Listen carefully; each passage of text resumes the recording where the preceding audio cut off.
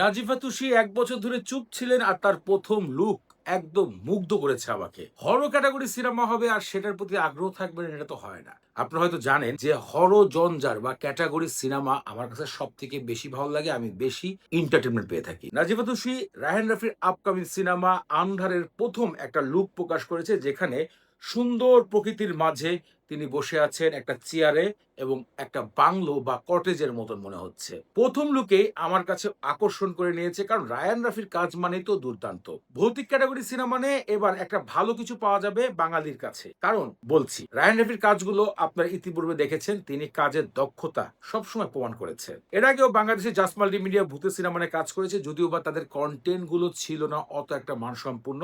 হিন্দি বা ওপার বাংলার যে আমরা আহাট, সান্নাটা এই ধরনের ভয়ের নাটকগুলো দেখেছিলাম সেগুলোর মতনই ফিল পাওয়া গেছে বাংলাদেশের হরর সিনেমায়। এবার রায়হান রাফি হয়তো বাংলাদেশে একটা ভালো হরর ক্যাটেগরি সিনেমা দিবে যেটা ইন্টারন্যাশনাল লেভেল ধরতে পারবে। আমি মনে করি আমাদের জন্য বেস্ট একটা সিনেমা হতে চলেছে। ঈদে যদি দেওয়া হয় তাহলে তো ভালো, আর যদি ছাড়াও দেওয়া হয় সেটাও ভালো। রায়হান রাফি এই যে হরর ক্যাটেগরিতে কাজ করছে এটা তার নিজের একজন পরিচালক হিসাবে দক্ষতা প্রকাশ করছে। বাংলাদেশের ঘটনা ঘটেছে কি জানেন? সব ভালো পরিচালকরা একটাই, ভালোবাসা, মারামারি, কাটাকাটি, সিনেমা শেষ। ভালোবাসা, ধুম ধাড়াক্কা, রেসিং, সিনেমা শেষ। মানে ঘুরে ফিরে একই কাহিনী ব্রেনে সেট হয়ে গেছে।